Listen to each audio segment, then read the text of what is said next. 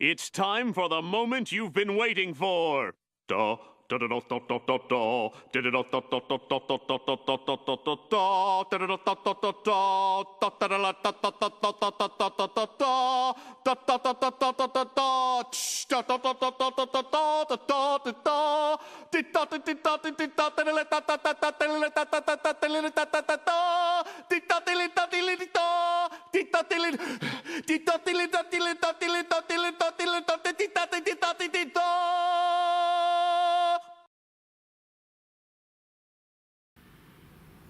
I'm back! Hello to all my wonderful cheese balls out there. I'm Cheese and Crackers, and for those who may not know me, I'm just a simple guy who likes to play video games. And if you're watching this video, then hey, that means you like to play video games as well. But however, if you're Christian, and if you are watching this video, then I'd probably suggest you should stop watching because I do say a lot of swear words like fuck, shit, cunt. But anyway, it's a brand new year, it's 2019, and I'm ready to get started.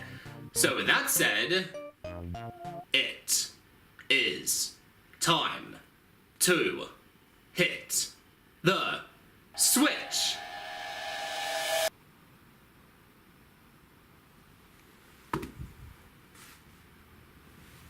I told you I would hit the switch. But I know what you're thinking. Does this intro even have a point? Well, I have no idea. Maybe I'm just trying to come up with excuses so I don't have to review Lilo and Stitch Trouble in Paradise. This is really interesting because this is one of my childhood games, and as you know, a lot of opinions about a childhood game can indeed change. But before I even get started on talking about this game, I have a little housekeeping to do first. Last year after the re-reviews, Trouble in Paradise was going to be the next review as part of the Gaming Critic.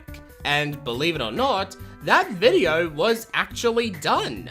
All edited and all ready to be uploaded. The problem was, I was not happy with the results. Looking back at it, the comedy was a hit and miss, the video felt rushed to me, and the overall presentation was not up to the standards you guys and gals expected of me. So I decided to cancel the review, take a break from making videos, and never wanted to review that game ever again. Only because it would damage my brain due to going through all the process all over again. That was until a month ago when I had a conversation with my sister that went something like this. Hey, are you going to give up YouTube and start making a living for yourself for once? Then I was like, nah. I think I'll try out YouTube for another year and see where it takes me. Then she was like, well, in that case, can you at least review Lilo and Stitch Trouble in Paradise for me? Because you promised that you would. Then I was like, no way, man. There is no way I'm reviewing that game. It'll be the death of me. Then she was like, Would you do it for a Scooby snack? And I was like, okay then. And that brings us to this video.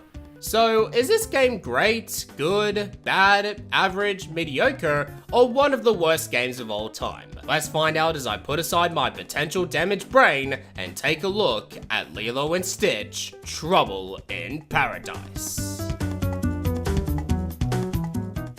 Before the game starts, we get greeted with the Blitz Games logo. They're responsible for making this game and have made other great titles like Bratz the movie game. But anyway, we get to the main menu where Lilo is waiting for us.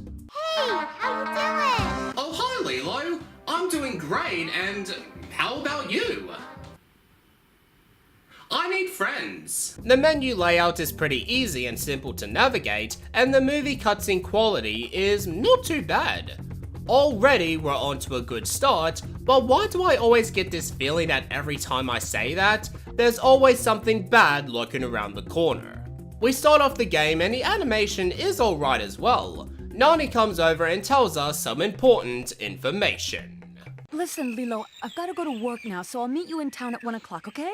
Okay. Now, remember this, boys and girls, because this is crucial to the entire game. I'm joking. They never mention this again. And this is the last time you see Nani in this game. Oh, fiddlesticks. As for the story, it does follow the movie story. Well, sometimes at least. From where Lilo and Stitch becomes friends, to get into kidnapping Lilo, and Stitch comes to rescue her. While the game does follow certain plot points from the movie, but at times, it will go off into another direction and does its own thing, and we'll get to that later. But for now, it's time to talk about the gameplay. Now, from what you're seeing, this does remind me of another classic PS1 platform game I remember playing back in the day. And I think this is a great opportunity to include a game show I always wanted to try. Hello everyone, and welcome to Trivia Question, the show where I ask you the questions and you deliver the answers. Now, today's question is, when you look at Lilo and Stitch's Trouble in Paradise's gameplay, what's the first thing that comes to your mind? Think this over, and I'll get back to you in a second.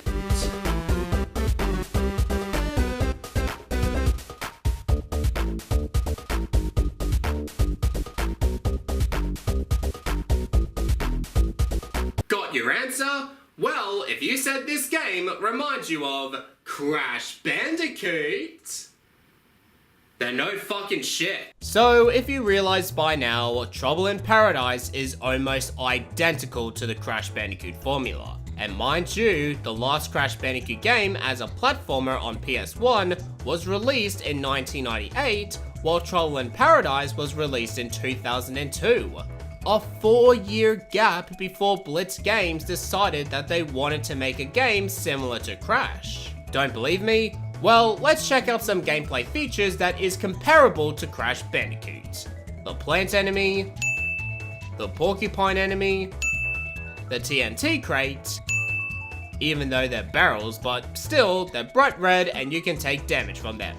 Running away from something, the 2D side-scrolling, etc., etc., etc. However, I don't want to make this as a big complaint. It is okay to take at least some inspirations from a classic game, and as long as the gameplay is great, then I have no issues. Right? Right. Right. Throughout the game from start to finish, you can play as both Lilo and Stitch. Wait a second. You're telling me that you can play as not only Lilo, but Stitch as well? When I heard that you can play as both of these characters as a kid, this made me so happy. Well, let's just see if they are good to play, just as I remembered. Lilo's gameplay sees you using your voodoo doll, picking up and storing TNT barrels, using your bum bash, and summoning that guy who eats ice cream and squashes his enemies. I'm sorry, I actually don't know what his name actually is, so I'll guess for now I'll call him Jim. Cause Jim's a motherfucking boss. And at times, Jim the ice cream guy will even be a threat to Lilo, and hell, he'll even decide to kick Lilo, which is an act of child abuse, might I add. Stitch's gameplay sees you spitting acid, spinning, haha, even more bum bashing, and rolling around the dirt like the dirty animal that he is. Yeah, I could watch that all day. By filling up the meter at the bottom left corner, Stitch activates it and you roll around for a limited amount of time.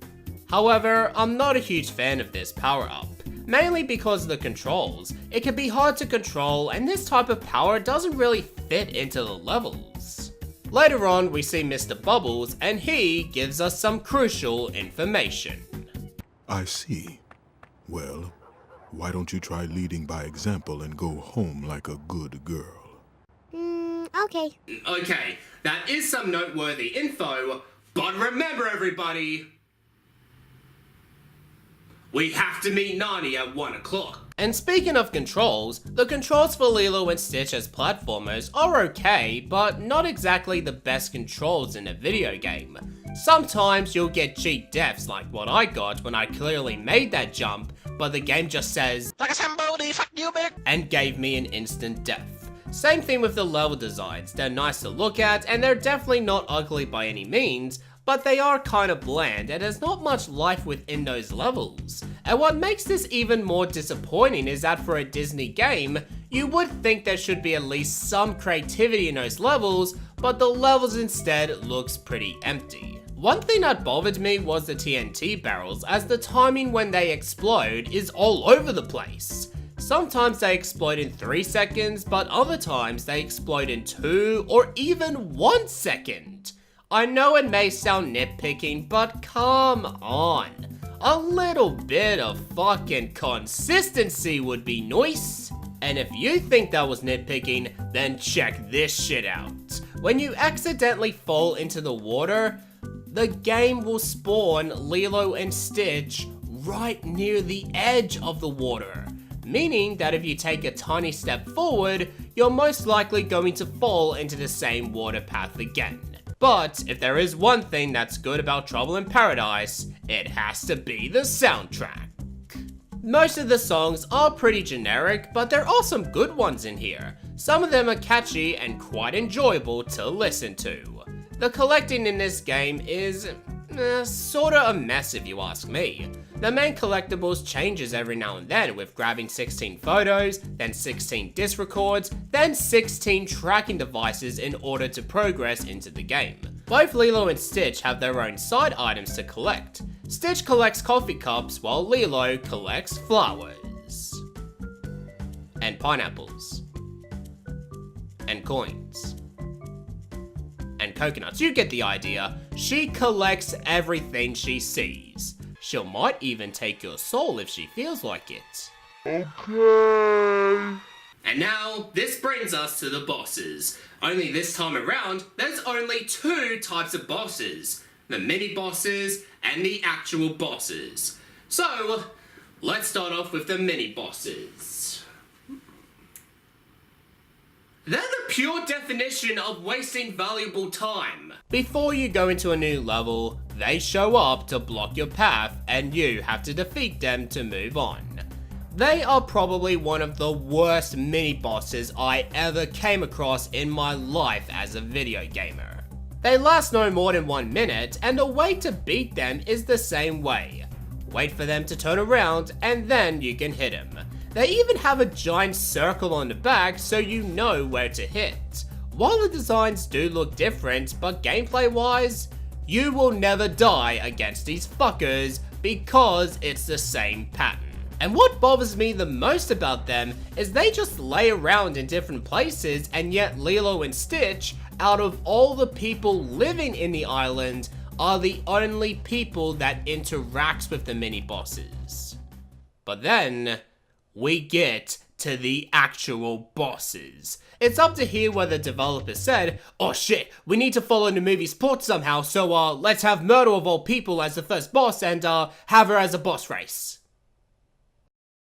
Shut up and take my money! The first boss is fine. It's not the first time I've seen a boss race, and it definitely won't be the last. But all in all, the boss race against Myrtle is very easy, not too much challenge, and honestly, kinda a terrible excuse for a boss. The second boss is Jumba, and the way to beat him is to run away.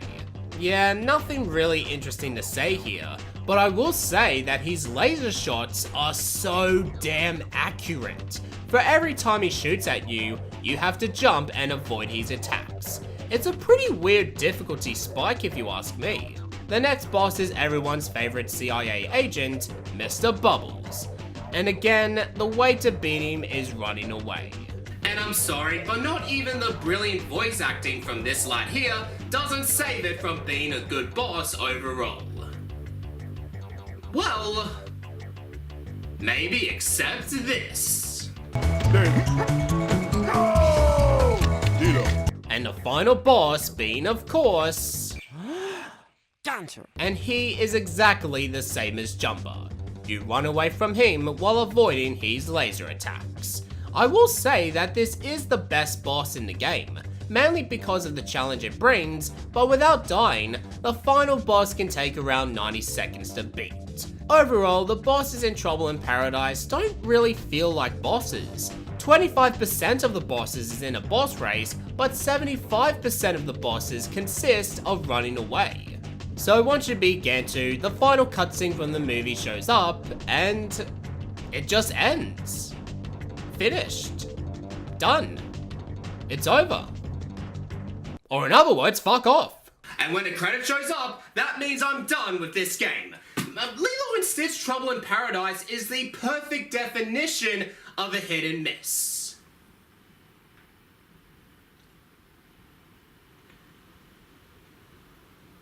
I guess they never miss, huh? Damn it! I can't help but to think this game was only developed just for a cash-in.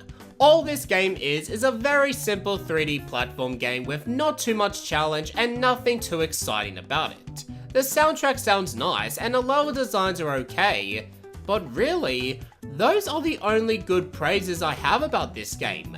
The controls are not the best, the bosses are a waste of time, and even though I said I wouldn't complain about Trouble in Paradise being inspired by Crash Bandicoot, but keep in mind that in order for your game to stand out, you need to try something different instead of relying on a popular game, otherwise you could be labeled as a copycat. Kinda like Mighty No. 9 as a copycat of Mega Man, for example. The only way for me to recommend this game is that you either grew up with the game or you just so happen to love the movie. Definitely not a mediocre game by any means, but it's also not a good game as well. But you know something? It was actually pretty cool reviewing a Disney game. So with that said, join me next time as we take a look at yet another Disney game for me to destroy. But until then, thank you for watching this review, and if you enjoyed it, make sure to leave a like, share the video, and subscribe today. My name's Cheese and Crackers, telling you to keep calm and keep playing video games.